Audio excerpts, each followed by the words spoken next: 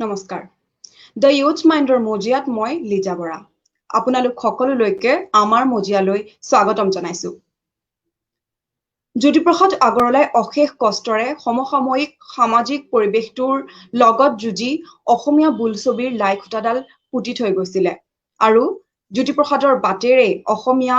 ছবি জগতখন আগবাঢ়িলে অসমীয়া ছবি জগতে সংগ্ৰাম কৰিলে আৰু অসমীয়া ছবি অস্কাৰ বঁটালৈও মনোনীত হোৱাও দেখা গ'ল যে জ্যোতিপ্ৰসাদ আগৰৱালাই যি কষ্ট কৰিলে সেই কষ্টৰ সাৰ্থক ৰূপ প্ৰদান কৰি অসমীয়া ছবি জগতে অসমীয়া সাংস্কৃতিক জগতখনলৈ এক অভূতপূৰ্ব অৰিহণা আজিলৈকে আগবঢ়াই আহিছে আৰু আজি আমি কথা পাতিম ছবিৰ বিষয়ে চিনেমাৰ বিষয়ে কথা পাতিবলৈ আমাৰ মাজত উপস্থিত আছে আমাৰ সকলোৰে এখন চিনাকি মুখ সকলোৰে হয়তো প্ৰিয় অভিনেতা উদয়ন দুৱৰা মই নমস্কাৰ তেখেতক হেল্ল' স্বাগতম জনাইছো বহুত বহুত ধন্যবাদ ভাল লাগিল কথাখিনি শুনি কি খবৰ ভালে আছো আপুনিও আমাক সময় দিয়াৰ বাবে ধন্যবাদ নাই একো নাই ভাল লাগিছে দিয়া বঢ়িয়া বহুত হেভি টপিকৰ ওপৰত কথা পাতিব যাম দেখোন আমি মোৰ ভয় লগা হৈছে অলপ বাৰু অভিনেতা উদয়ন দুৱৰাক হয়তো সকলোৱে জানে কিন্তু উদয়ন দুৱৰা অভিনেতা কেনেকৈ হল বা এই আজিৰ যিটো তেওঁৰ স্থিতিত আছে সেই স্থিতিলৈ অহাৰ আগতে তেওঁৰ সংগ্ৰামখন কেনেকুৱা আছিল বা তেওঁৰ যাত্ৰাটো কেনেকুৱা আছিল সেয়া হয়তো বহুতে নাজানে আজি আপোনাৰ পৰাই আমি জানিব বিচাৰিম আপোনাৰ বাল্যকালৰ বিষয়ে আপুনি কেনেকৈ অভিনয় জগতৰ প্ৰতি আকৰ্ষিত হল সকলোখিনি কথা আজি আপোনাৰ মুখেৰে জানিব বিচাৰিছো অভিনয়ৰ প্ৰতি আকৰ্ষিত অকল মই বুলি নহয় মই যিমান বিচাৰো পৃথিৱীত যিমান মানুহ আছে এবাৰ না এবাৰ নিজকে যেতিয়া চিনেমা চাই বা টিভি চাই এবাৰ নিজকে সেই স্থানটোত ৰাখিব বিচাৰে মানে সব মানুহে মইতো নিজে সেইটো ফিল কৰিছো কাৰণে কৈছো কাৰণ মই বহুতক দেখিছো যে কোনোবা এজন এক্টৰে ভাল এটা কাপোৰ পিন্ধি দেখুৱালে বা হেয়াৰ ষ্টাইল ৰাখিলে সেইটোকে বহুতে কপি কৰে মানে ইমানে পাৱাৰফুল এটা মিডিয়াম হয় চ' সৰুৰ পৰাই যেতিয়া মই আমাৰ ঘৰত এটা VCP আছিলে ভিডিঅ' কেছেট প্লেয়াৰ তাৰপিছত VCR আহিলে চ' মা দেউতাই সদায় চিনেমাৰ কেছেটবোৰ লৈ আহে আৰু এখন দিস্তা বহীত লিখি লিখি যায় কি কি চিনেমা চালে কি কি চিনেমা নাই চোৱা চ' সেই চোৱাৰ পৰাই মোৰ সেই তেতিয়াৰ পৰাই সেই এণ্টাৰটেইনমেণ্ট সেই আৰ্ট ফৰ্মটোৰ প্ৰতি মানে বহুত বেছি আকৰ্ষিত হৈছো ভাল লাগে দেই মানে মই তেতিয়ালৈ বুজি পোৱা নাছিলো আগতেতো ভাবিছিলো কেমেৰাত মানে টিভিটোৰ পৰা ওলাই আহিব পাৰে চাগে মানুহখিনি সৰু কালৰ পৰা যদি ষ্টাৰ্ট কৰিব দিছে সেনেকে কৰিছো গতিকে সেই পোকটো যোনটো আছিলে সৰু পোকটো তেতিয়াৰ পৰাই গাত থাকি গ'ল যে পাৰিম চাগে কিন্তু মই কেতিয়াও চিৰিয়াছলি লোৱা নাছিলো কেতিয়াও ভবা নাছিলো যে মই এক্টৰ বনি যাম লাইফত মই এংকাৰিং কৰিছিলো মোৰ বহুত আগৰ পৰাই তাৰপিছত মোক বহুতে ক'লে তই ৰেডিঅ' জইন কৰ ৰেডিঅ' জকি বন চ' মই ইণ্টাৰভিউ দিলো মই দুটামান অনুষ্ঠানত চিলেক্ট হৈছিলো কিন্তু মই সেয়াও জইন নকৰি পেলাই মই চিধা ভাবিলো যে কৰো যদি মুম্বাই যোৱাই ভাল কৰিলে ডাঙৰকে কৰিম কিন্তু ইমান বিজি আৰু ফাষ্ট লাইফ আৰু ইমানেই কষ্ট তাত জীয়াই থাকিবৰ কাৰণে যদি একো কাম নকৰা তেতিয়া মই কৰ্পৰেট ৱৰ্ল্ডত জইন কৰিলো চ' এক্টিং অভিনয় হওক বা হোষ্টিং হওক চব আঁতৰি গুচি গ'ল তাৰপিছত মই এটা বিজনেছ ষ্টাৰ্ট কৰিছিলো সেই বিজনেছটো যেতিয়া মোৰ অলপ লছ হ'ল তাৰপিছত মই অসম ঘূৰি আহিছিলো ঘূৰি অহাৰ পাছত মোৰ য'ত চাকৰি গৈছিলো মোৰ এজন কলিগ আছিলে প্ৰাণদীপ হাজৰিকা হয় তেওঁ এছিষ্টেণ্ট চেলছ মেনেজাৰ তেওঁ চেলছ মেনেজাৰ আছিলে এটা কাৰ শ্ব'ৰুমত মই জইন কৰিছিলো এজ এ কৰ্পৰেট মেনেজাৰ চ' তেওঁৰ খোলালিকে কাম কৰিছিলে এটা নিউজ চেনেলত ত' মোক ক'লে যদি তুমি দেখোন এংকাৰিং কৰা তুমি ট্ৰাই নকৰা কিয় চ' সেনেকেই সেই সন্ধানত মই গৈ পেলাই সেই টিভি চেনেলৰ ইণ্টাৰভিউ দিওঁতে মই চিলেক্ট হৈছিলো মই এটা মৰ্ণিং শ্ব' আহিছিলে টিটছ নিউজ বুলি সেই কামটো কৰি থকা অৱস্থাতে তেওঁ খোলালিয়েক আৰু এজন তেওঁৰ বন্ধু জিমালম আৰু কুইনৰুজ বুঢ়াগোহাঁই তেওঁলোকে আই শুড থেংক দেম একচুৱেলি তেওঁলোকে এখন চিৰিয়েলৰ কাৰণে অডিশ্যনছ লৈ আছিলে যে চিৰিয়েল কৰে বুলি আৰু এখন মোৰ ৰেঙনিৰ ফাৰ্ষ্ট চিৰিয়েল আছিলে মোৰ লাইফৰ 4 Idiots বুলি চ' সেই অডিশ্যনছ দিছিলো অডিশ্যনো বহুতবাৰ দিলো 9বাৰ মানতো ৰিজেক্টেড হলো তাৰপিছত মই কেনেবাকৈ চাগে মোৰ অডিশ্যন ক্লিপ কেইটা ভাল পালে আৰু মই থাকি গলো সেয়াই that's how my acting career started মই তাৰপিছৰ পৰা আৰু এতিয়ালৈকে অসমত ভাল ৰেছপন্স পাই আছো সেয়াই আৰু সৰু কালৰ কথা যদি সোধা বহুত উৎপতীয়া আছিলো পঢ়াত বহুত বেয়া আছিলো মাৰ পৰা মাৰ খাই থাকিছিলো সৰুতে সেয়াই আপোনাৰ কথাখিনি শুনি ময়ো যথেষ্ট ৰোমাঞ্চিত হৈ গলো হয় সকলোৱে হয়তো নিজকে এদিন আমি জীৱন যাত্ৰাটো বহুত অভিনয় কৰিব লগা হয় কেতিয়াবা আমি হয়তো বহুতে সিনেমাত অভিনয় কৰিছে পেছাগত বা নিচাৰ হিচাপে কিন্তু আমি বাস্তৱ জীৱনতো বহুত অভিনয় কৰি থাকিব লগিয়া হয় আৰু আপুনি ক'লে যে টিভিৰ পৰা মানুহখিনি ওলাই আহে নেকি এটা সময়ত আমিও তেনেকে ভাবিছিলো আপুনি আপোনাৰ কথাখিনিৰ জৰিয়তে মই মোৰ শৈশৱলৈ উভতি গৈছো আৰু আপোনাৰ পৰা শুনিলো যে আপুনি কেনেকৈ এটা যুঁজিছিল 10 বাৰ অডিশন দি আপুনি বিফল হৈও আপুনি হাৰ মনা নাছিল এইখিনি কথা যথেষ্ট আজিৰ প্ৰজন্মটোৰ বাবে যথেষ্ট যোগাত্মক হয় হয় আপোনাৰ মই এই কথাখিনি মই যিমান নতুন ল'ৰা ছোৱালী পাওঁ কিবা ৰিয়েলিটি শ্ব' হওক বা চিনেমা অডিশ্যন দিব আহে নাপায় কান্দোতে মই কওঁ তোমালোকৰ পৰিস্থিতিটো ময়ো পাইছিলো একেটাই স্থিতিৰ পৰা ময়ো আগবাঢ়িছো একো নাই সেই চিন্তা নকৰিবা এইটো নাই হোৱা মানে মই এটা কথা বহুত ভালকে বিলিভ কৰা মই পজিটিভলি ভাবো যে যদি নাই হোৱা মানে আৰু ডাঙৰ কিবা এটা হ'ব গৈ আছে এইটো যদি নহ'ল মানে এয়া নহয় যে এইটো নহ'ল কাৰণে মই হাৰ মানিব লাগিব হাৰটো নহয় চবৰে দুখ লাগে হতাশা আহে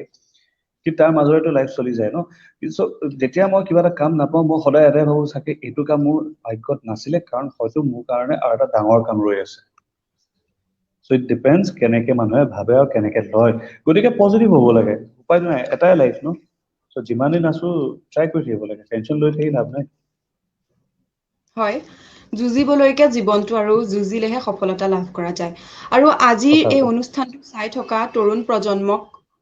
প্ৰজন্মটোৰ সকলোকে মই আপোনাৰ কথাখিনি উদয়ন দুৱৰাৰ কথাখিনি অনুসৰণ কৰিবলৈ অনুৰোধ জনাইছো যথেষ্ট যোগাত্মক কথা যথেষ্ট এই কথাখিনিৰ আঁত ধৰিও কিন্তু কেতিয়াবা কাৰোবাৰ জীৱন সলনি হৈ যাব বিচাৰে হৈ যোৱাৰ সম্ভাৱনা থাকে আপোনাৰ পৰা হৈ শৈশৱৰ যায় কথা আপুনি কলে উৎপতিয়া আছিলে আমি জানিব বিচাৰিছো আপোনাৰ অভিনয় ক্ষেত্ৰখনলৈ অহাত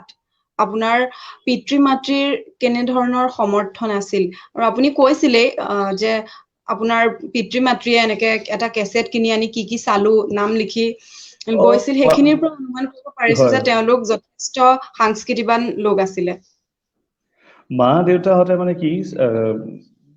চিনেমা চাই ভাল পাইছিলে আৰু সেই চখটো সৰুৰ পৰা মোৰ একদম সৰুৰ পৰা যেতিয়া তেওঁলোকে আনে আগতে VCP আনে VCR আনে কেছেটবোৰ ভাড়াত আনি পেলাই চাই লিখি যায় চিনেমাবোৰ নাম তেতিয়াৰ পৰাতো মোৰ আছিলে কিন্তু মা দেউতাহঁতে মোক কেতিয়াও একো এটা কথাত ফ'ৰ্চ কৰা নাছিলে লাইক আদাৰ পেৰেণ্টছ সকলো পেৰেণ্টছৰ চাগে মোৰ মাহঁতে এটা কথাই কৈছিলে পঢ়া শুনাত ধ্যান দে এইটো কোৱা যে পঢ়ি পেলাই তই ডক্টৰে বন পঢ়ি পেলাই তই ইঞ্জিনিয়াৰে বন তই পঢ় মুঠতে পঢ়াৰ পিছত তই নিজে গম পাবি এটা টাইমত আহি পেলাই তই কি বনিব বিচাৰ তই পঢ়াটো ভালকে কৰ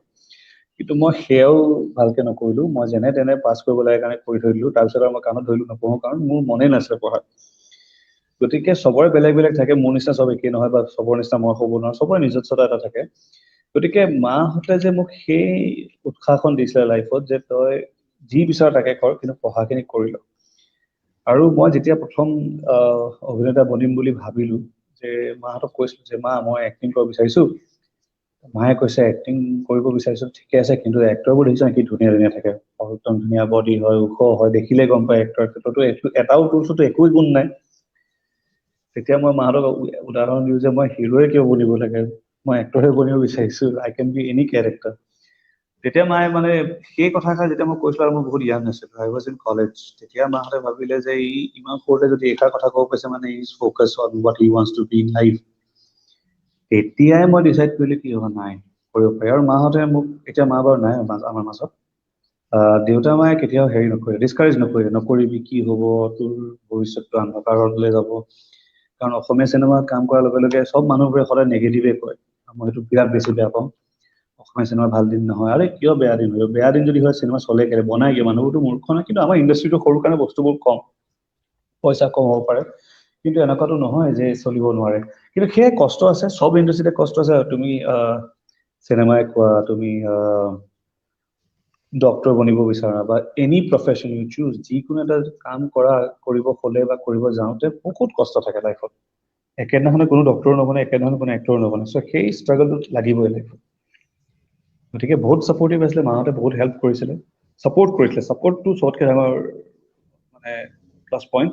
মেৰুদণ্ড বুলি ক'ব পাৰোঁ যে মাহঁতে মোক ইমানখিনি মা বা দেউতাই মোক কেতিয়াও মানে ডিছকাৰেজ নকৰিলে যে নহ'ব তই নোৱাৰিবি কৰি থাক চাই ল তোৰ যদি হয় তই যদি ভাল দেখিছ কৰ কি হয় দেখা যাব সেই পজিটিভনেছটো দেউতাহঁতে দি থৈ গৈছিলে দেউতাই দিছে মায়ে দি থৈ গ'ল চ' সেই কথাখিনিকে অলপ গুৰুত্ব দি ভাবিলো চাগে কৰিব পাৰিম এনেকে আগুৱাই আহিলো আপুনি এক প্ৰকাৰে ভাগ্যৱান বুলিয়ে ক'ব লাগিব কাৰণ আপুনি যিখিনি স্বাধীনতা পালে যিখিনি আপুনি সাপোৰ্ট পালে সেইখিনি কিন্তু বহুতে নাপায় আৰু এনে ধৰণৰ পিতৃ মাতৃৰ পৰা সমৰ্থন নোপোৱাৰ ফলতো কিন্তু আজি প্ৰজন্মটোৰো বহু লোক হতাশাত ভোগে তেওঁলোকে নিজৰ যথেষ্ট মেধা আৰু পাৰদৰ্শিতা থকা স্বত্তেও তেওঁলোকে কেতিয়াবা নিজৰ পছন্দক গুৰুত্ব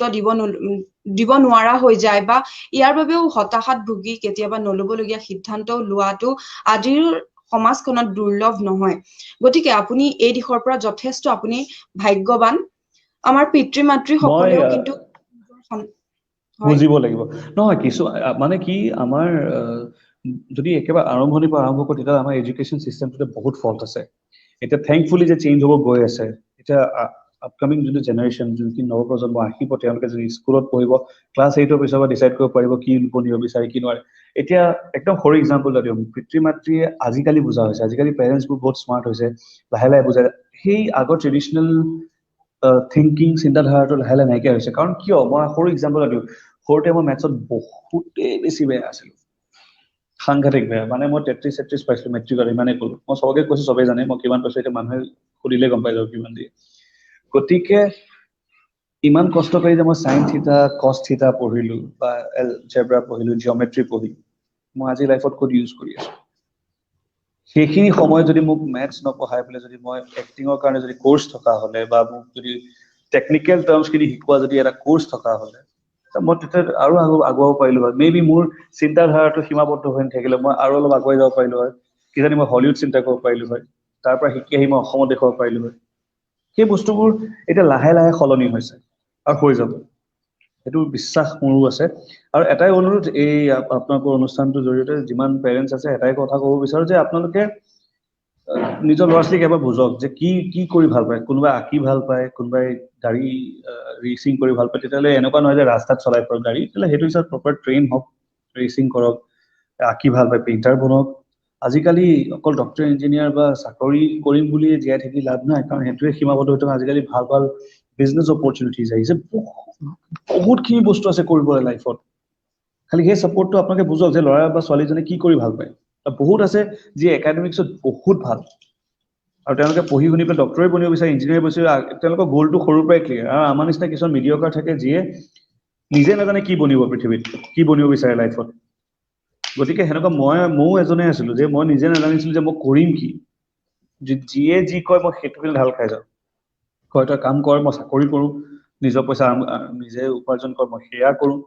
কিন্তু মই যেতিয়া পইচা ঘটিব ধৰিলো তেতিয়া মোৰ এক্টিং চখটো এক্টিং যোনটো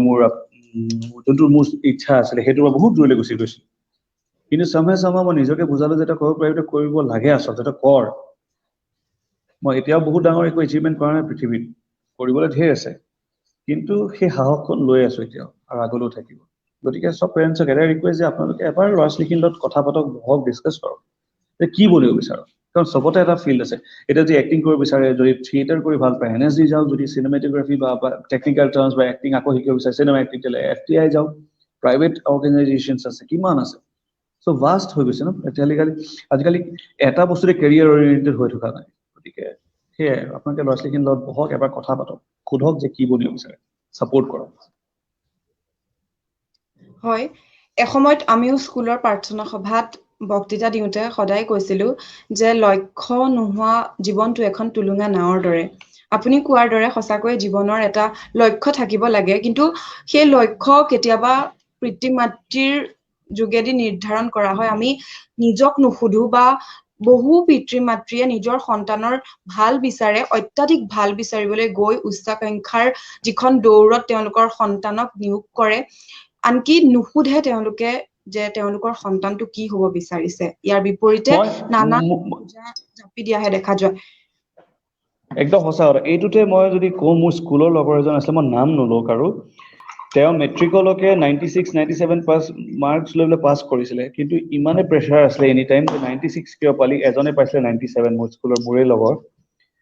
সো এটাই 96 পালে কাৰণে তাৰ ঘৰত এইটো হাহাকাৰ ই 97 পালে কম্পিটিশন কৰক হেলদি কম্পিটিশন হ'ব লাগে সো 96 97% পাৰো ধেমালি কথা নহয় পোৱা পিছত যদি মাক দেউতাকৰ যদি হেপাহে নপলাই তুমি তেলে 100 পৰা 100 পাও হেতু যদি মেন্টালিটি লৈ ৰাখে কিডাল হ'ব কিন্তু অবহেকত কি হলে ল'ৰাজনৰ ইমান এটা ব্ৰাইট ষ্টুডেন্ট আছিল গ্ৰেজুৱেচনে কৰিব নোৱাৰিলে হাই সেকেন্ডাৰী লৈকে 92 95% লৈ পাছ কৰাৰ পিছত ল'ৰা শেষ হাতৰ পৰা ওলাই গুচি গ'ল কাৰণ কেলে ইমান টানকে বান্ধি ৰাখিলে কয় নহয় বালিক যিমান হেচিব বিচাৰে যিমান টানকে ধৰিব বিচাৰে বালিক সিমানে হাতৰ পৰা খৰকি যায় গতিকে কিছুমান বস্তু মই কাকো নকওঁ কোন ভাল কোন বেয়া কিন্তু নিজৰ অলপ হলো মনোযোগ লগাব লাগে অলপ বুজিব লাগে যে কি ভাল কি বেয়া কৰিলে কি হ'ব কি বেয়া আৰু 96% পাইছে হ্যাপি হ'ব লাগে ঠিক আছে দে এবাৰ 96 পালি নেক্সট টাইম তাৰ লগত ট্ৰাই কৰ হেলদি কম্পিটিশন এটা কৰ তই 96 পাইছ হি 97 তই নপঢ়িলি ৰাতি সোনকালে শুলি চিনেমা চালি দ্যাটছ নট দ্য ৱে এইটো কৰিলে কেতিয়াও নহয় কাৰণ কম্পিটিশনটো হি সদায় হেলদি হিচাপে নললে লাইফত কম্পিটিশনে এগ্ৰেছন হিচাপে ললে মই তাতকে বেছি পাবই লাগিব আৰু that's not the point you should try কৰো বল তই 96 দে এবাৰ মই ট্ৰাই কৰ 97 ৰ কাৰণে দ্যাট এটিটিউডটো এনেকুৱা হ'ব লাগে গতিকে এই বস্তুখিনি অলপ গভীৰ হয় আসলে বহুত টান বস্তু পতককে এনেকে কৈ দিবলৈ বহুত ইজি হৈ যায় শুনিবলৈ ইজি হৈ যায় কিন্তু যিয়ে ভুক্তভোগী যিয়ে পাইছে যিয়ে দেখিছে তেওঁলোকে অলপ মানে নিজে ফেচ কৰে আদাৰৱাইজ এটাই কথা ক'ব বিচাৰো যে এবাৰ হলেও অকমান হলেও নিজৰ পেৰেণ্টছৰ লগত পঢ়ক আপোনাৰ যদি অকল পেৰেণ্টছকে দুখ দিলা মানে ল'ৰা ছোৱালীও নিজৰ দুখ থাকে নিজে অলপ ভোকেল হ'ব লাগিব আকৌ ক'ব লাগিব যে মই এইটো কৰিব বিচাৰো ডিসকাশন টা কৰক সেই সাহসখিনি কিন্তু যথেষ্ট প্ৰয়োজন এক্স্যাক্টলি কোনবা গান গাই ভাল পায় গাও সিঙ্গিংত কোৰ্স কৰক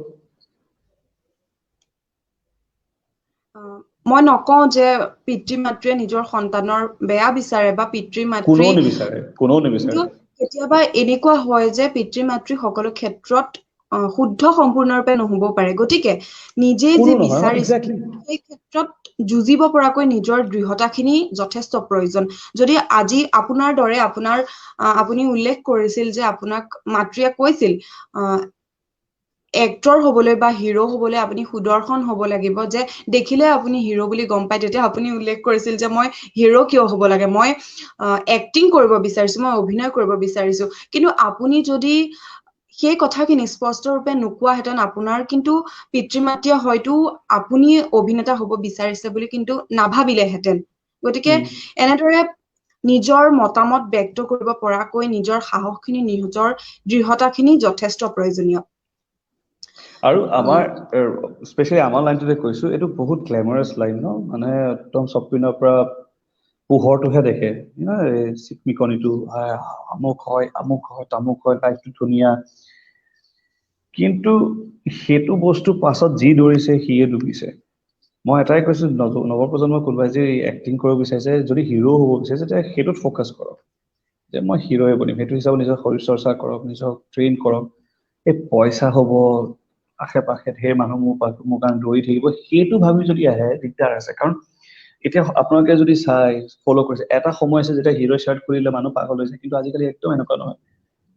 আজিকালি কমপ্লিট ষ্টৰি বেছড আৰু এক্টিং বেছড বস্তুবোৰ আহি আছে লাহে লাহে যোনটো ৰিয়েলিষ্টিক মানুহ এজনে নিজক এতিয়া মই যদি এনি টাইম গ্ৰেট খালিক চাওঁ বা ডাঙৰ এজন এক্টৰ সলমান খান টাইপৰ যদি আছে খুলি পেলাই মানুহজন ঘুচিয়াই উৰাই দিয়ে সেইটো প্ৰেক্টিকেল লাইফতো মই কেতিয়া কৰিব নোৱাৰো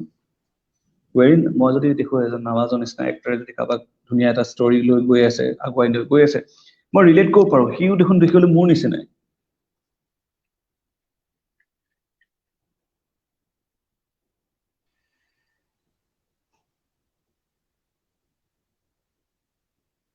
শুনিলে নেটৱৰ্ক প্ৰব্লেম হৈছিলে হয় যথেষ্ট দুঃখিত ইয়াৰ বাবে আপোনাৰ কথাখিনি শুনিলো যথেষ্ট গুৰুত্বপূৰ্ণ কথা আমি পুনৰ বেলেগ এটা বিষয়লৈ ঘূৰি যাব বিচাৰিছো আপুনি অভিনয় জগতখন আমি যেনেকৈ দেখিছো আমি আপোনালোকৰ অভিনয় দেখিছো কিন্তু আপোনালোকে অভিনয় জগতখন দেখিছে গতিকে আপোনাৰ পৰা জানিব বিচাৰিছো আপুনি যিখন অভিনয় জগত দেখিলে সেই অভিনয় জগতখনৰ পৰা অভিজ্ঞতাৰ ভিত্তিত আপুনি অসমৰ যিটো চলচ্চিত্ৰ জগতৰ যিটো পৰিবেশ নৱপ্ৰজন্ম এই পৰিবেশটোৰ লগত বা এই পৰিবেশটোৰ প্ৰতি আগ্ৰহী হ'ব পৰাকৈ কিমান সুস্থ বুলি ভাবে নহয় সব বস্তুতে প্ৰ'জ এণ্ড কনছ থাকে কেতিয়াবা ভাল হয় কিবা বেয়া হয় এতিয়া যিহেতু মই ইয়াৰ আগত এটা কথা উল্লেখ কৰিছিলো যে মই কেতিয়াও জিলিকনিখিনি চাই পেলাই জিলিকি মানে সেই চব এই গ্লেমাৰাছ দুনিয়াখন বা এই গ্লেমাৰাছ পৃথিৱীখন চাই পেলাই অহা নাছিলো কেতিয়াও মই সদায় এক্টৰ বনিম বুলি আহিছিলো সেই হিচাপত ভগৱানৰ কৃপাত মই আজিলৈকে যিমান কাম কৰিছো যিমানখিনি মানুহ লগ পাইছো চব লাইক মাইণ্ডেড মোৰ নিচিনা ভাবা মানুহ আৰু সেই হিচাপত মোৰ আজিলৈকে কান্দিবলগীয়া বা দুখ লাগিবলগীয়া দিন অহা নাই ভগৱানৰ কৃপাত কিন্তু মই নিজেও দেখিছো যিসকল আহিছে আপোনালোকেও চাগে মই এটা নামটো ল'ব নালাগেও আৰু কাৰণ নলওঁ বহুতো মানুহ আহে এখন দুখন কৰাৰ পিছত নাইকিয়া হৈ যায় কিয় কাৰণ তেওঁলোকে কেতিয়াও এইটো শ্ৰদ্ধা হিচাপে নল'লে সঁচাকে যিকোনো কাম এটা যেতিয়া মানুহ এজন শ্ৰদ্ধা হিচাপে ল'ব তেতিয়াহ'লে সেই মানুহজনে সেই কামটো যিকোনো জেগাতে ভালকে কৰিব পাৰিবই পাৰিব এনেকুৱা কোনো আৰু যদি সৎ পথেৰে সৎ মনেৰে যদি পজিটিভলি কাম কৰে যদি আৰু মানুহজনৰ টেলেণ্ট আছে কিয় নহ'ব গতিকে সেয়াই কেতিয়াও কিবা এটা পাম বুলি আহিব নালাগে কিবা এটা দিবলৈ যাওঁ বুলি আশা কৰিব লাগে তুমি মই যেতিয়া আহিছিলো মই কেতিয়াও ভাবা নাছিলো যে মোক এইখিনি লাগিব মই এনেকে ফ্লেট কিনি মই এনেকে গাড়ী লৈ কৰিম মানুহ ঢেৰ মোৰ পিছত দৌৰিব মই এটাই লক্ষ্য লৈছো যেতিয়া মই আহিম এক্টিং কৰিবৰ কাৰণে মানুহে মোৰ এক্টিং চাবই লাগিব তাৰপিছত নিজে নিজে বস্তু আহি দিব আৰু আহিছো ভগৱানকে সৰু সৰুকে লাহে লাহে বস্তুটো মোৰো আহিলে মোৰতো কি আছিলে আহোঁতেতো মোৰ ওচৰত একোৱে নাছিলে এতিয়া অলপতো ধুনীয়াকে দুবেলা দুমুঠি ভালকে খাই আছো দিয়কচোন হয় নিশ্চিতভাৱে আপুনি বৰ্তমান আপোনাৰ জনপ্ৰিয়তাও যথেষ্ট আছে আপোনাৰ সন্মানো আছে আচলতে আমি আমাৰ পেচাক গুৰুত্ব সদায় দিব লাগিব কিন্তু প্ৰথমতে আমি নিচাটোক অগ্ৰাধিকাৰো দিয়া প্ৰয়োজন কেতিয়াবা এনেকুৱা দেখা যায় যে পেছাগতভাৱে আমি সফল মানুহ কিন্তু আমি নিজৰ নিচাটো ত্যাগ কৰাৰ ফলত কিন্তু জীৱনটো সেই দুখটো বহুতে বহন কৰি ফুৰিবলগীয়া হয় গতিকে আমি নিজৰ নিচাটোকো প্ৰাধান্য দিয়া উচিত কাৰণ কেলে আপোনাক জানে যেতিয়া মই আহিছিলো মোৰ হেৰুৱাবলগীয়া এনেকুৱা একোৱে নাছিলে মই জানিছিলো যদি ইয়াত মোৰ যদি ক্লিক নকৰে যদি মই কৰিব নোৱাৰো তেতিয়াহ'লে মই বেলেগ কিবা না কিবা এটা কৰি ল'ম লাইফত সেই মানে মানে সেই সাহসকণ আছিলে এতিয়া মই যদি আকৌ একেটা কথা কওঁ যদি মই একদম গ্লেমাৰৰ পিছতে দৌৰি আহিলো হয় আৰু তেতিয়া যদি মই হতাশা হলোহেঁতেন যদি মোৰ হতাশা আহিলে হয় বা মই কাম মোৰ যদি ছাকচেছ নাপালো হয় মোৰ প্ৰজেক্টত বা মই এতিয়াও পোৱা নাই কৰিবলৈ বহুত আছে কিন্তু সেই সময়ত ভাঙি পৰিলো হয় হয়তো চাগে মই আগুৱাই যাবৰ কাৰণে সাহস নাপালো হয় বা মই বেলেগ কাম কৰিবলৈও মোৰ সেই মেণ্টেলিটি নাথাকিলে হয় কাৰণ মই এটা নিজকে ডাঙৰ লুজাৰ বুলি ভাবিলোহেঁতেন কিন্তু যিহেতু মই এইখিনি কথা নাভাবিলো চৰি শুনিছেনে যিহেতু মই এইখিনি কথা কেতিয়াও মনলৈ নানিলো বা নাভাবিলো চ' বেয়াতছে বেয়া দিন গৈছে মই লোকৰ বজাৰৰ পৰা মোনাৰ পৰা পৰি যোৱা লাও খায়ো জীয়াই আছো এনেকুৱা নহয় যে মোৰ ঘৰৰ অৱস্থা ইমানেই বেয়া যে মোক দিব নোৱাৰে খুৱাব নোৱাৰে ঘৰৰ পৰা পইচাই লৈছে মোৰ লগৰ এটাই লৈ গুচি গ'ল ঘূৰাই দিম বুলি কৈ এসপ্তাহৰ ভিতৰত এমাহ নাহিলে এমাহৰ কাৰণে মই ঘৰৰ পৰা খুজিব নোৱাৰো পইচা কৰিম কি দোকানীয়ে বাকী নিদিয়া হ'ল মই যাৰ ৰুমত থাকিব গৈছিলো চ' সেনেকুৱা দিন মোৰো গৈছে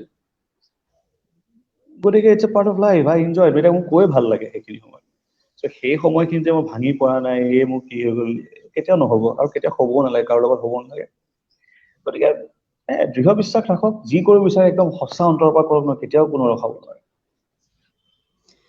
সেই দিনখিনি সেই অভিজ্ঞতাখিনি হাৰ নামানি আপুনি মূৰ পাতি ল'লে বাবে আজি আপুনি আজিৰ উদয়ন দুৱৰা আৰু আপুনি সেই দিনবোৰ সেই বেয়া দিনবোৰ পাৰ হৈ আহিল বাবে আজি আপোনাৰ কথাখিনি শুনি আমি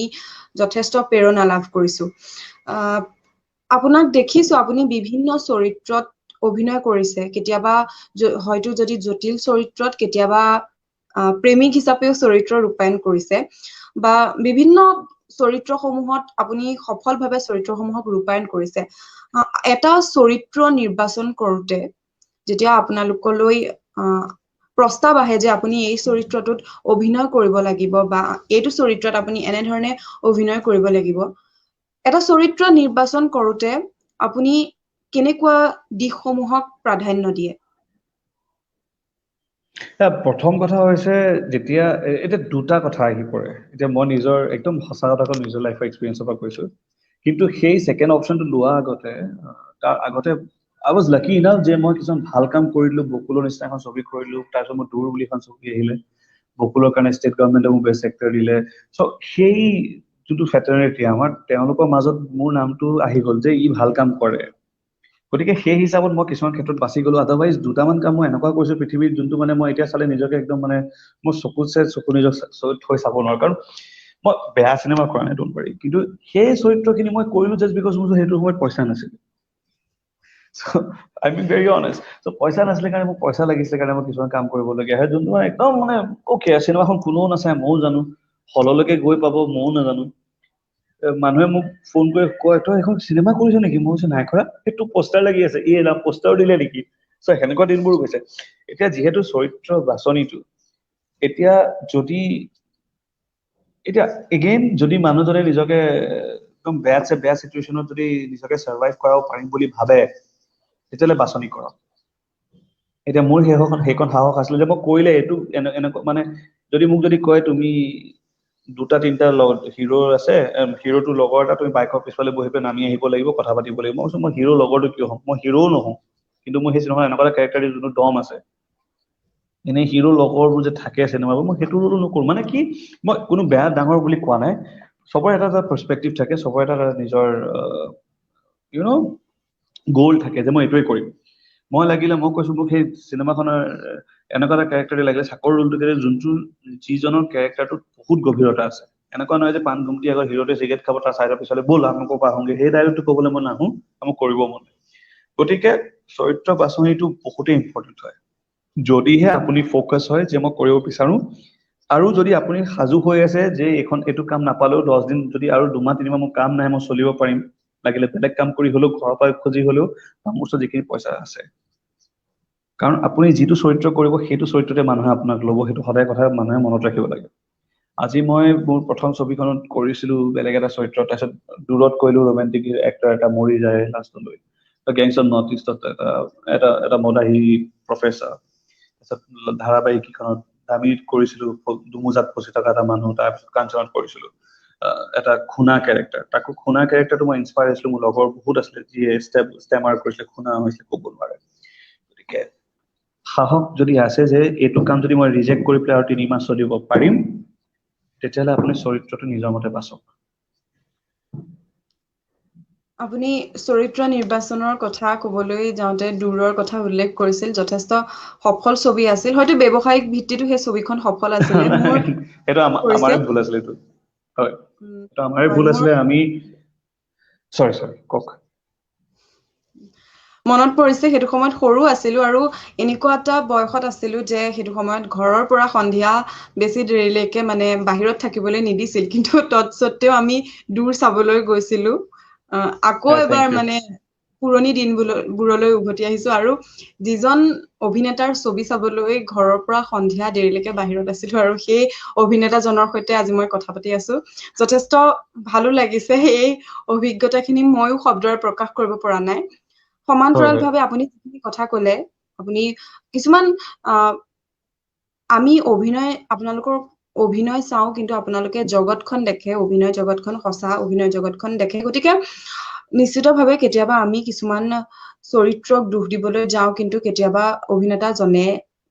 বহুত বিপদত পৰি হয়তো তেনেকুৱা চৰিত্ৰ নিৰ্বাচন হয় হয়, কৰি ল'ব। মই নিজেও বহুত গালি খাই থৈছো, সেইটো কাৰণে উপায় নাই। কিন্তু কি কৰিবা, এতিয়া আমাক একদম আপুনি নিজে কৈয়ে আছে যে আমাক দেখে আৰু আমি দেখো, চ' ডিফাৰেন্স এটা আছে, উপায় নাই। So' that's a part of life, আহি যায়, একো নাই, ভাল বেয়া থাকেই। হয়, আপুনি কোৱা কথাখিনিৰ সৈতে সংগতি ৰাখিয়ে এটা কথা সুধিব বিচাৰিছো। খুব দুখ লগা এটা কথা যে অসমৰ অভিনেতাসকলৰ কিন্তু বহু অভিনেতাই এটা সময়ত ৰাইজৰ সমাদৰ লাভ কৰিলে, তেওঁলোকে অভিনয়ৰে ৰাইজৰ হৃদয় জিনিলে, কিন্তু এটা সময়ত তেওঁলোকৰ বৃদ্ধ কালত তেওঁলোকৰ মানে অসুস্থতাৰ বাবে চিকিৎসা কৰিবলৈ কেতিয়াবা ৰাইজৰ সহায় বিচাৰিবলগীয়া হয়, আৰু কেতিয়াবা চৰকাৰৰ সহায়ৰ পৰা তেওঁলোক বঞ্চিত হয়। এনেকে ক'ব পাৰো নেকি যে অসমত অভিনেতাসকল তেওঁলোকে,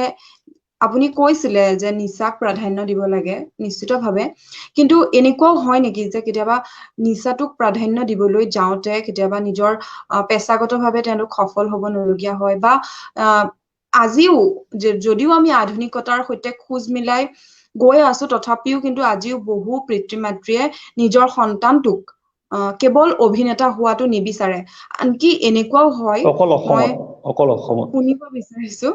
শুনিব পাইছো এনেকুৱাকৈও যে তুমি কি কৰা, মই অভিনয় কৰোঁ বুলি যদি সোধে তেনেহলে কয় নহয় আৰু অভিনয়ৰ আৰু বাহিৰে কি কি কৰা কৰা আৰু কি কৰা সেইটো হয় মোৰ লগতো মানে হৈছে বহুতে অভিনয়টো সোধে কেতিয়াও পেছা হিচাপে অসমত চাব জনা নাই কি ক'ব আপুনি কাৰণ এইটো আজিলৈকে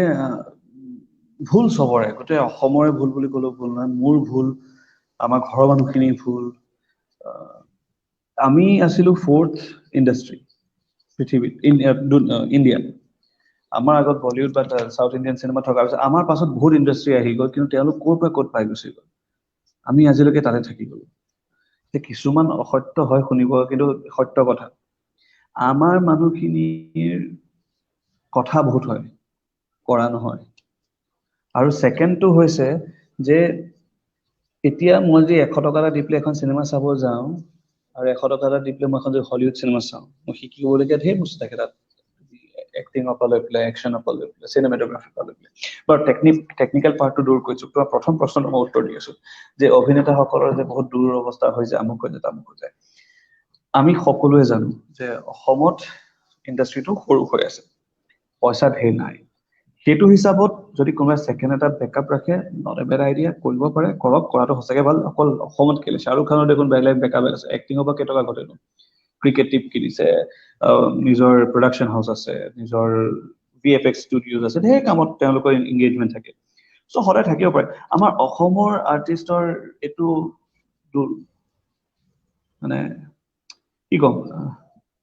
দুখ লাগে ভাবিলে যেতিয়া কাৰোবাৰ সাহায্য বিচাৰিবলগীয়া হয় আমুক বিচাৰিবলগীয়া হয় কাৰণ তেওঁলোকে পুৰা জীৱন দান দি দিয়ে আৰু এই কথাখিনি আমাৰ এটাই ভুল হৈ আছে অসমত আমি ইণ্ডাষ্ট্ৰী গঢ়িব পৰা নাই যিয়ে কয় এছামিছ ফিল্ম ইণ্ডাষ্ট্ৰী মই কেতিয়া মানি ল'ব নোৱাৰো দেৰ ইজ ন ইণ্ডাষ্ট্ৰী হিয়াৰ ইণ্ডাষ্ট্ৰীক গঢ়িব হোৱাই নাই এতিয়ালৈকে আমাক পোৱাগে নাই ইণ্ডাষ্ট্ৰী হৈ যোৱাৰ লগে লগে কৰ্পৰেটছ আহি গ'ল কৰ্পৰেটছ আহি যোৱা মানে পইচা আহি গ'ল এতিয়া সৰু এক্সাম্পল যদি আপোনালোকে যদি কেতিয়াবা ইউটিউবত কিবা যদি চাই থাকে হঠাৎ যদি এড এটা বাজে আপোনালোকে যদি পাইছে নাজানো এডটো কেতিয়াবা বেংগলীটো বাজে অসমত বহি পেলাই আপুনি বেংগলী এড কিয় চাব লাগে অসমীয়া এড কিয় নাবাজে মানে বাহিৰতে এড হয় ভইচ অভাৰটো অসমীয়াত কিয় নাহে স্পেচিয়েলি মই ইউটিউবৰ কথা কৈছো চ' ইটছ এ বিগ মাৰ্কেট আমাৰ ভাল মাৰ্কেটিং মানুহ আমাৰ মানে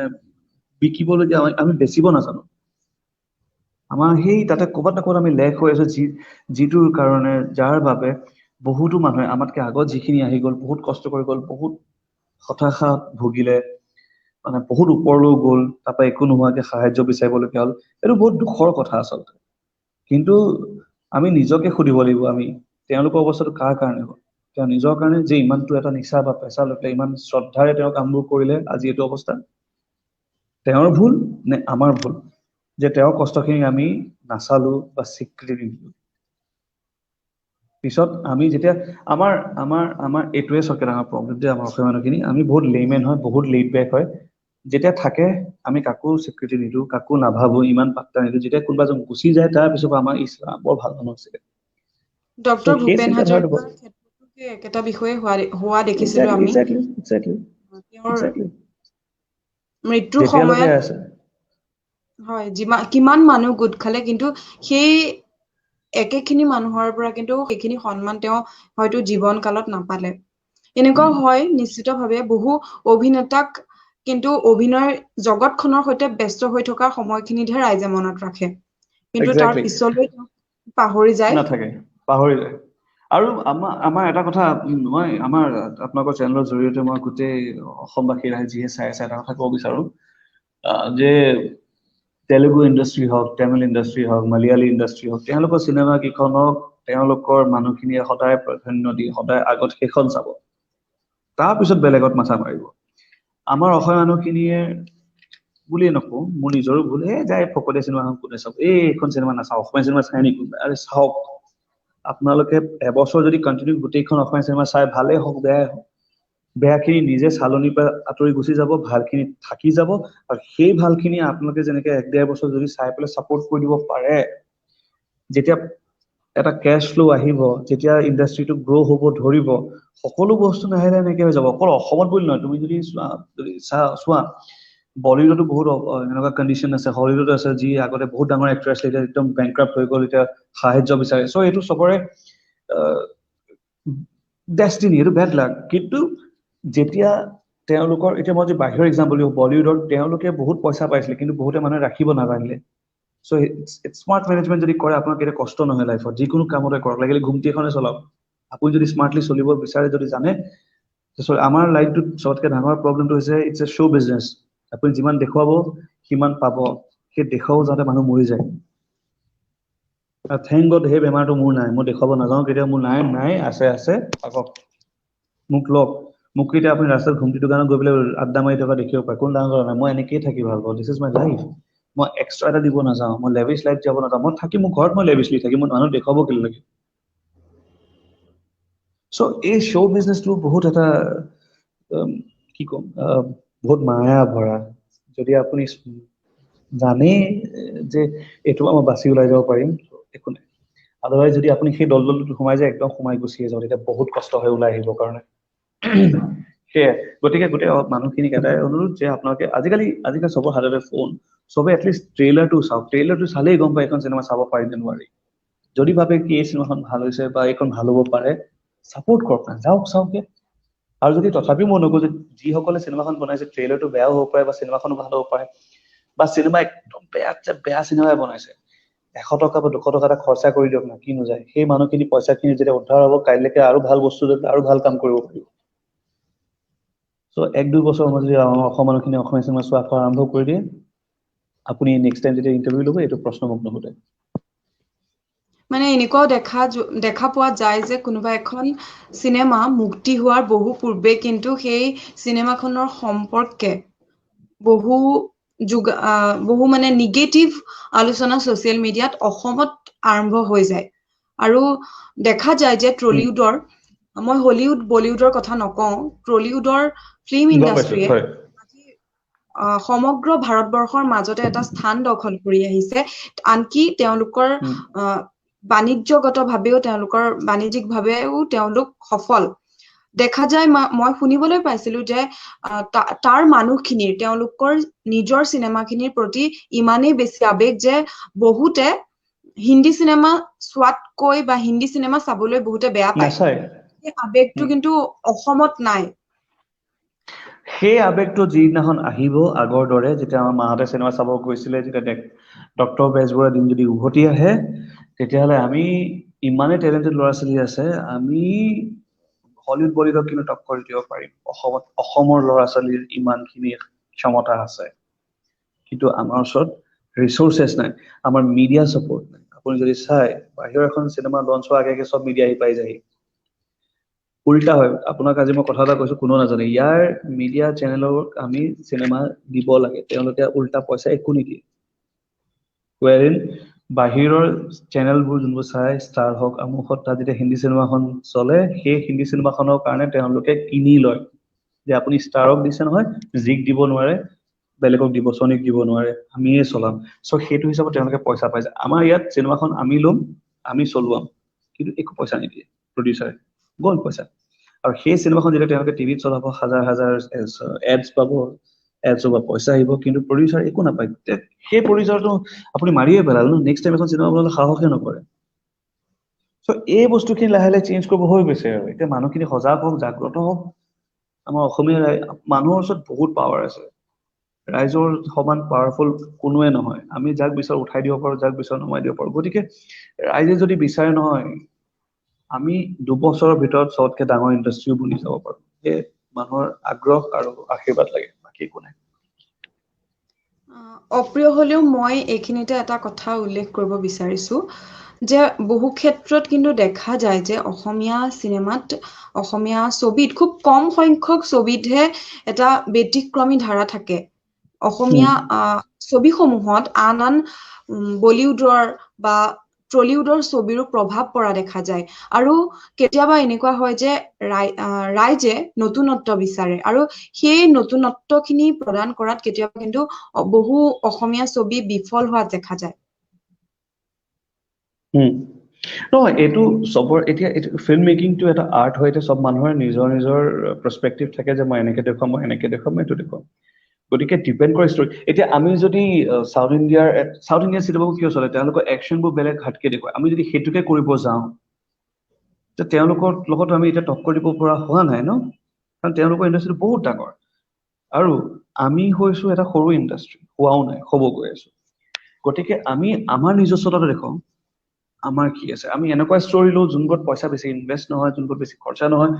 যোনবোৰ ষ্টৰীত একচুৱেলি পাৱাৰফুল মিনিং আছে, মেছেজ আছে, যি আমি মানুহক দেখুৱাব পাৰো। চ' সদ্যহতে আমি সেইটো পৰা আৰম্ভ, কাৰণ চবৰে এটা নিজৰ জনৰা থাকে। আমি হলিউড হ'ব নোৱাৰো, আমি বলিউড হ'ব নোৱাৰো, কাৰণ তেওঁলোকৰ নিজস্বতা এটা আছে। আমি আমাৰ নিজস্বতা এটা কৰিব লাগিব। হয় মোৰ কিন্তু বেটাৰী একেবাৰে ল', কেতিয়া বন্ধ হৈ যায় ঠিক নাই দেই। মোৰ 3% আছে, মই চাৰ্জটো একদম উৰি গৈছে, নাজানো বেটাৰী কিবা বেয়া হৈছে নেকি। বহুতে কিবা কি তেতিয়াহ'লে আমি কুৱেশ্যন সুধিছে, কোনোবাই অনুষ্ঠানটো পয়েটৰ কথা সুধিছে, খুব সোনকালে লিৰিচিষ্টৰ কথা সুধিছে। এই কোনোবা এজন হয় লিখিছে লিৰিচিষ্ট পয়েট। আপুনি যি বনিব বিচাৰে পৃথিৱীত বনক, আপুনি যদি ভাল লিখা। য়েছ, what about lyrics writer and poet? Lyrics writer and poet কিমান মোৰ লগৰ আছে, লিৰিক্স ভাল ভাল লিখে। ৰাজদ্বীপ আছে, এতিয়া আমাৰ সৰু যদি মই কওঁ ভাইটি মোৰ ৰাহুল আছে। তেওঁলোকে লিৰিক্স এনেকুৱা এটা বস্তু যিটো আপুনি নিজৰ ভিতৰত থকা বস্তুখিনি প্ৰকাশ কৰে। গতিকে যি কৰিব বিচাৰে আপুনি কৰক, কোনো ৰখাব নাই। আপুনি যদি সাহিত্য বনিব বিচাৰে, সাহিত্যিক বনিব বিচাৰে, পয়েট বনিব বিচাৰিছে, পাৰে কৰি যাওক মুঠতে, সেয়াই। হয়। কেতিয়াবা কিন্তু দেখা যায় যে চৰকাৰো কিন্তু অসমীয়া বোলছবি জগতখনক আপুনি কোৱাৰ দৰে ইণ্ডাষ্ট্ৰী হোৱাৰ পৰা আজিও বহুত দূৰৈতে ৰৈ গৈছে। চৰকাৰেও কিছু পৰিমাণে কিন্তু এই ক্ষেত্ৰত অৰিহণা যোগাব লাগে। চৰকাৰে কিমান লাগে দূৰ অৰিহণা যোগাইছে বুলি ভাবে আপুনি? বহুতখিনি কৈছে। আমি এটা কথা মই কওঁ, মই চাৰ্জত লগাই লৈছো, কথা ওলাইছে, কথা পাতিবলৈ। চৰকাৰক আমি সদায় দুখ দি লাভ নাই, চৰকাৰৰ ওপৰতে ৰৈ থাকি লাভ নাই যে চৰকাৰে কৰিলে হ'ব। কিয় চৰকাৰৰ ওচৰত দিব লাগে? চৰকাৰে কৰি দিব বাৰু, ঠিক আছে। আমাক চৰকাৰে ইমান এটা প্ৰাধান্য কমকে দি আছে, কাৰণ আমি একো ৰেভিনিউ ঘটি দিব পৰা নাই। বাহিৰৰ যোনবোৰ আপোনাৰ যিবোৰ ফিল্ম ইণ্ডাষ্ট্ৰী আছে, তেওঁলোকে যেতিয়া এখন চিনেমা মানে চলে, হাজাৰ হাজাৰ কোটি টকা পায়, তাৰ ৰেভিনিউটো চৰকাৰেও পায়, টেক্স পায়। কিন্তু আমাৰো উল্টা হৈ আছে, আমাক উল্টা চৰকাৰে দিবলগীয়া হৈছে বচাবৰ কাৰণে, তহঁতি থাকচোন। গতিকে ক'ৰবাত ভুলটোতো আমাৰ সকলোৰে আছে। গতিকে চৰকাৰৰ কাৰণে ৰৈ থাকি লাভ নাই। আমাক লাগে ৰাইজৰ সঁহাৰি, গোটেই মানুহখিনি লাগে, অসমীয়া মানুহখিনি লাগে। অসমীয়া চিনেমা আজি যদি অসমত অসমীয়া মানুহ নাচায়, কোনে চাব? আমাৰ হয় এনেকুৱা নহয় যে আমাৰ ওচৰত টেলেণ্ট নাই, মানুহ নাই। ইমানখিনি টেলেণ্টেড ল'ৰা ছোৱালী আছে, কিন্তু ক'ৰবাত না ক'ৰবাত আমাৰ সেই মানুহৰ পৰাই চাপৰ্ট নাই। গতিকে সেয়াই, চাপৰ্ট কৰিলে আমি পাৰিম, চাপৰ্ট নকৰিলে নোৱাৰো। এনেকে থাকি যাম আৰু। হয়। আচলতে কেৱল অভিনেতা হৈ আমি অসমৰ ছবি জগতখনক আগবঢ়াত অৰিহণা যোগাব নোৱাৰো। আমি কেতিয়াবা ৰাইজো আমি অসমীয়া হৈও কিন্তু এই ক্ষেত্ৰত অৰিহণা যোগাব পাৰো। গতিকে আমি নতুন নতুন যিসমূহ অসমীয়া ছবি আহিছে, সেই ছবিসমূহক সমালোচনা কৰিব লাগে, কিন্তু সমালোচনাসমূহ যোগাত্মক হ'ব লাগে। আৰু আমি হয় আদৰি লোৱা উচিত। বহু ক্ষেত্ৰত অসমীয়া ৰাইজে কিন্তু সমালোচনা কৰে, কিন্তু তেওঁলোকে সেই ক্ষেত্ৰত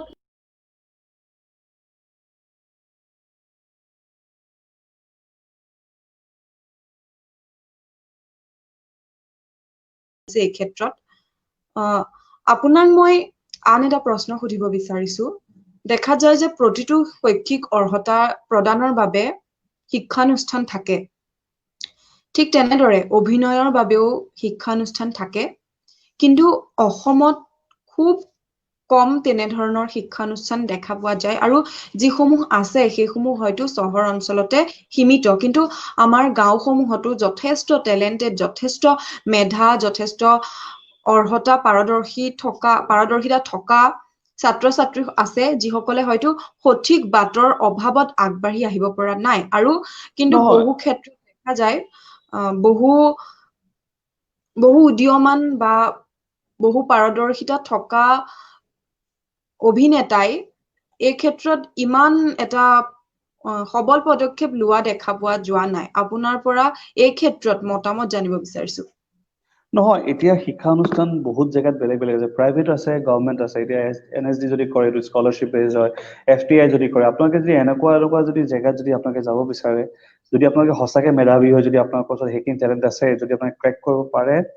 এইটো নহয় যে ক্ৰেক কৰিলে আপোনালোকে মেধাৱী হ'ব পাৰে। যদি ইনকেছ কৰিব পাৰে, তেতিয়াহ'লে গভৰ্ণমেণ্ট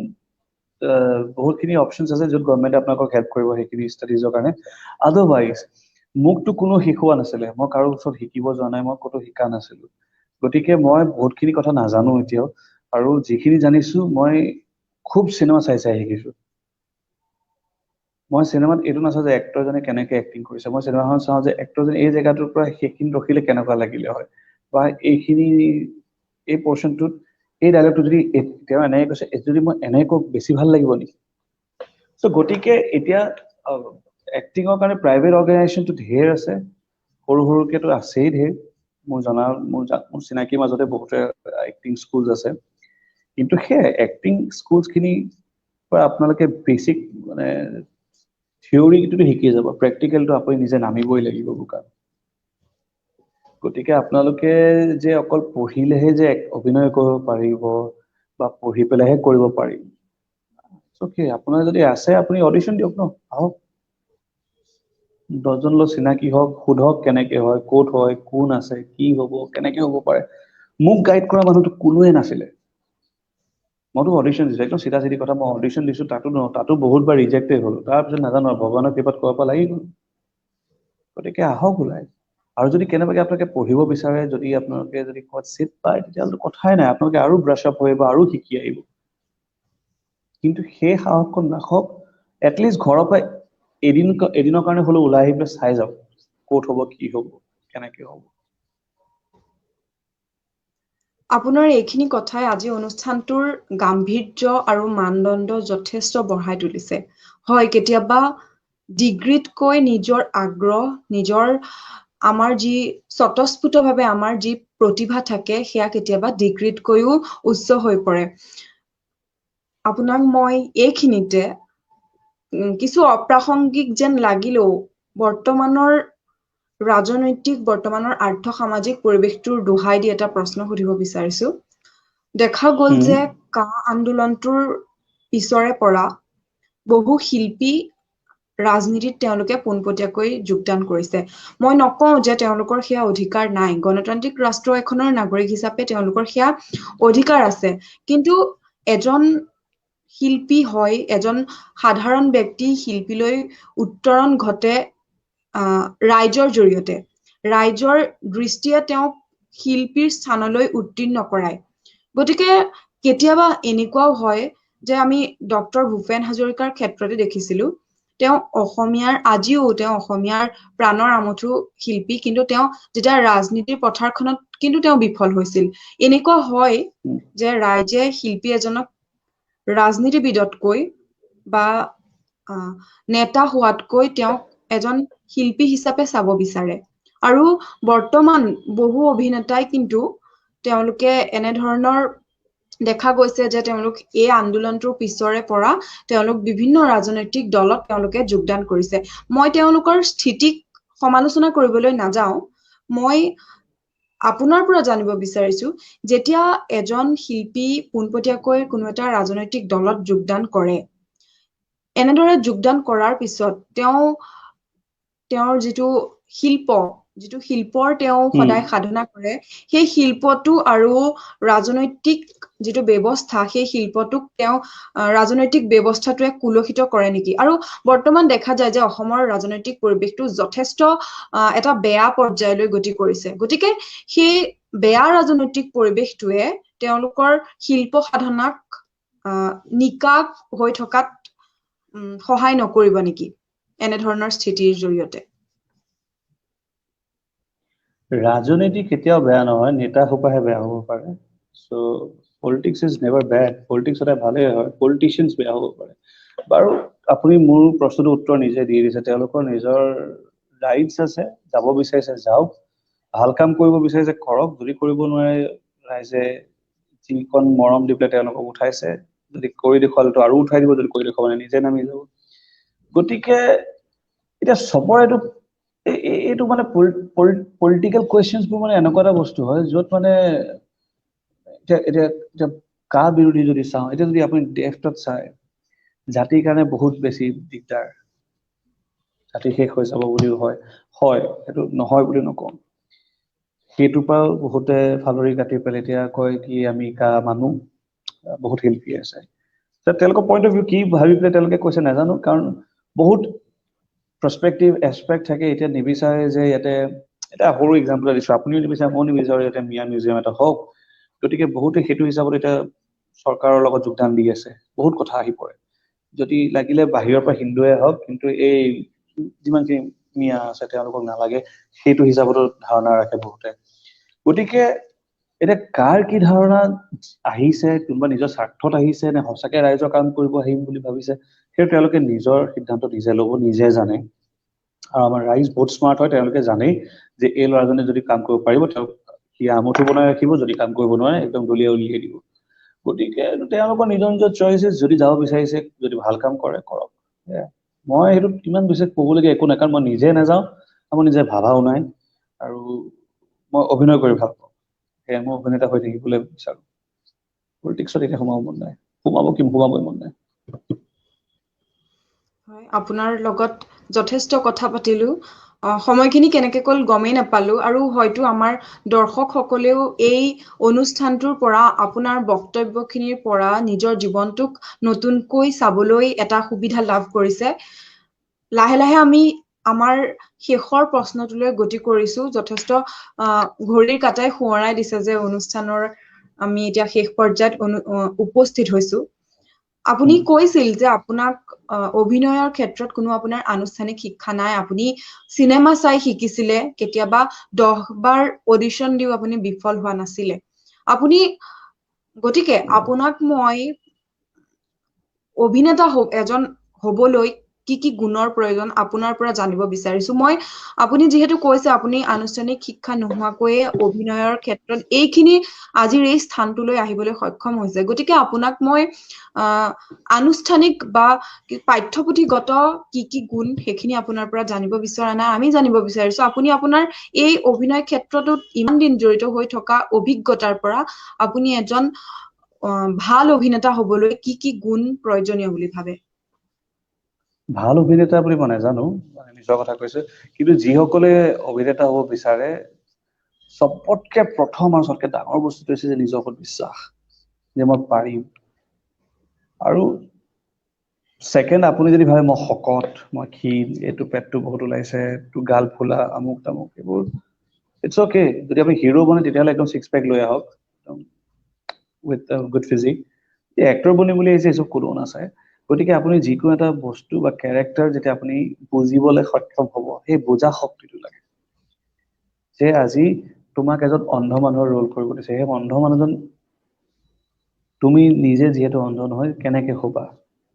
তুমি প্ৰেক্টিছ কৰা চকু বন্ধ কৰি কেইদিনমান থাকা ভাবা তেওঁলোকে কেনেকৈ লাইফটো জীয়াই কিমান কষ্টত হয় বা কেনেকৈ তেওঁলোকে এডাপ্ট কৰিছে গতিকে সেই বুজা শক্তিটো লাগে আৰু নিজৰ ওপৰত দৃঢ় বিশ্বাস মই সেইটোৱে জানো আৰু বাকী একো নালাগে অসমীয়া যদি ক'ব নাজানে তেতিয়াহ'লে মানে অসমীয়া যদি অসমীয়া কৰিব বিচাৰে অসমীয়া কৰক হিন্দী চিনেমা কৰিব বিচাৰিলে অলপ হিন্দী পলিচ কৰক বেসিক টিপছ এণ্ড ট্ৰিক হৈছে যে নিজৰ ওপৰত বিশ্বাসটো ৰাখক বুজা শক্তিটো ৰাখক কষ্ট কৰিবলৈ একদম ৰেডি হৈ থাকক আৰু বহুত বছৰলৈকে ষ্ট্ৰাগল কৰিবলৈ সাহস ৰাখক হয়তো আজিও হৈ যাব পাৰে হয়তো 10 বছৰ পিছতো হ'ব পাৰে কিন্তু হোৱাটো হ'বই গতিকে সাহস বিশ্বাস আৰু ধৈৰ্য এই তিনিটা বস্তু